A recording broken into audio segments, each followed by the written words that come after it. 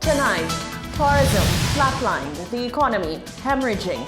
The chief economist says it's dire straits. Irate drivers call on government to fast-track the promised fuel rebate. And more St. Lucia nationals on cruise ships come home. The details are coming up. This is the Hot 7 Nightly News with Lovelace and Amy Joseph. Good night. It is Tuesday, the 12th of May, 2020. Welcome to the Hot 7 TV Nightly News. We're on Flow Channel 117. The broadcast is also being simulcast on Kiss FM and on our Caribbean Hot FM mobile app. I'm Lovely St. Amy Joseph. Thank you for joining us. As the government continues to ensure that nationals are returned home due to the unprecedented COVID-19 crisis, 20 more nationals who were employees of Carnival Corporation were repatriated to St. Lucia on Tuesday, the 12th of May. The nationals had been anchored off the coast of Barbados on board several of the corporation's vessels for about a month.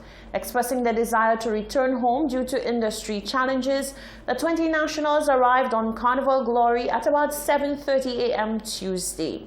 Thus far, the government has lent assistance to the repatriation of 228 nationals. Chief Economist in the Ministry of Economic Development, Tommy Descat, has confirmed that St. Lucia is in dire straits as it relates to the economic fallout from COVID-19. COVID-19 could single-handedly deal the biggest blow to St. Lucia's economy ever.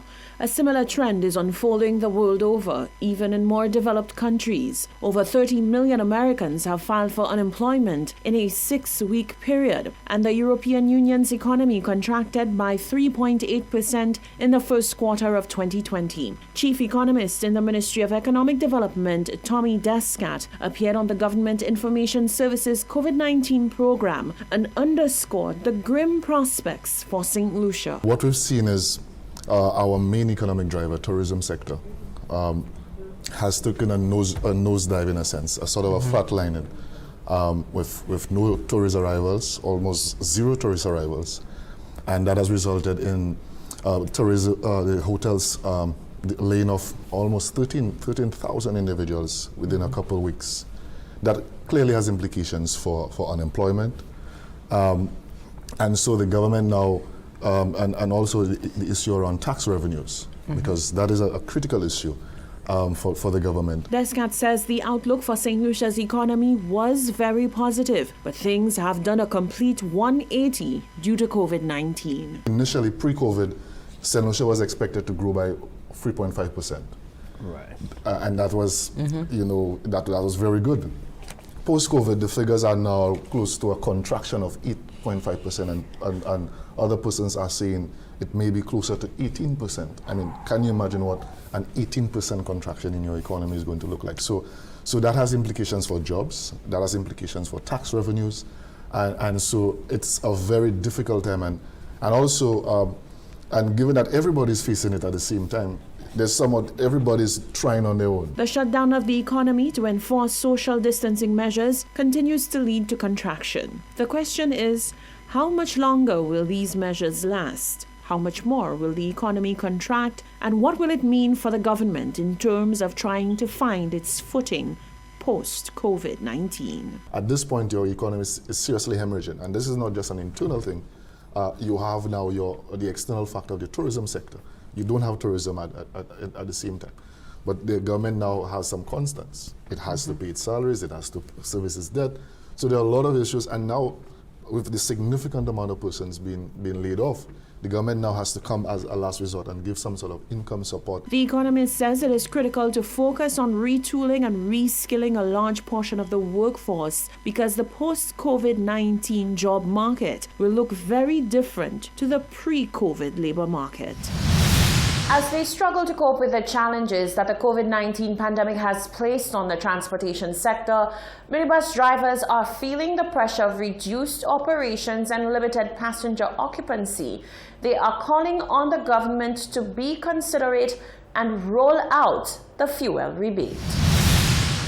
The impact of the COVID-19 pandemic on the transport industry has been of grave concern to minibus drivers. According to drivers, patron numbers and frequency has been slashed, resulting in a similar effect on their daily earnings. When probed on the types of relief they would like to see in the short term, one driver suggested that government quicken their pace to roll out a rebate which was promised. He says it is common knowledge that operations are unprofitable at this time, and as drivers adapt the capacity of essential service providers, greater consideration ought to be dealt to their financial stability. Government have arbitred for us for so long, and we've had hard times going on now. We would like the government to release the funds to us, because with the 9 people we carry right now there, it's a total loss to our business, and COVID-19. So we would like at least they can just release give us other rebate money so it could help us in our financial situation. I thought by now we would be getting it. It's already 3 months since he said that, or more. So I thought by now we would be getting it, because he didn't give us a time limit on getting it. So he said he would release it, so we're just waiting, and I think the drivers are we almost frustrated.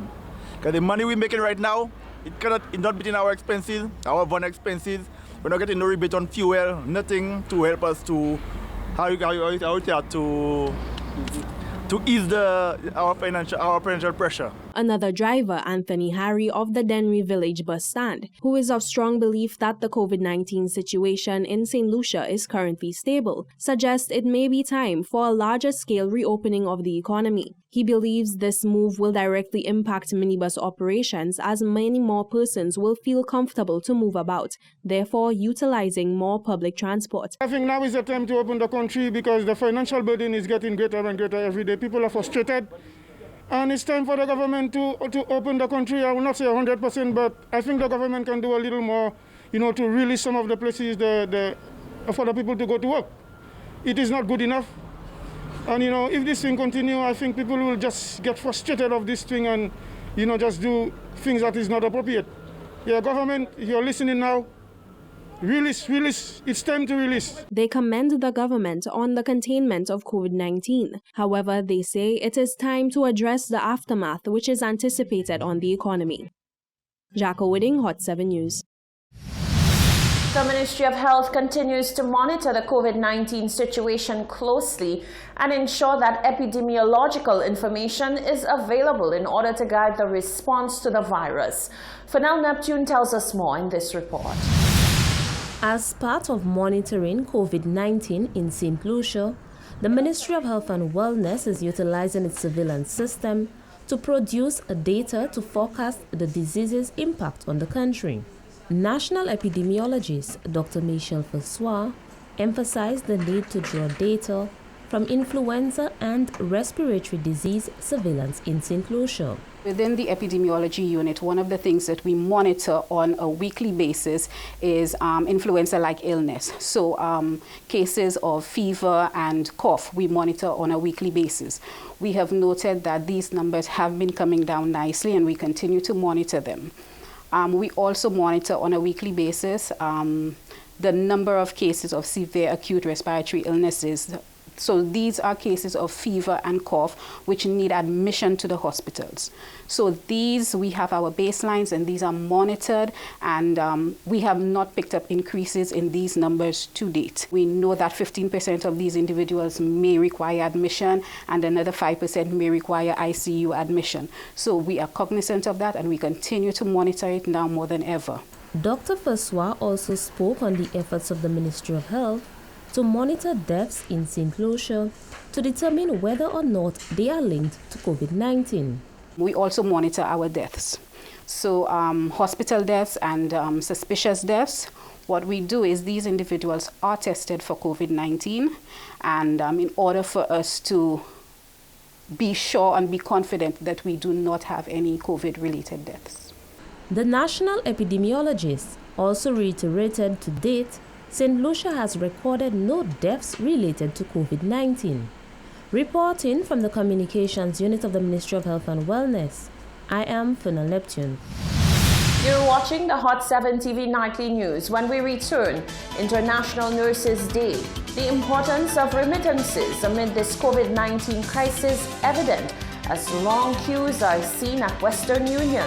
and how everyday St. Lucians are keeping occupied during the partial shutdown. That and more coming up after the break.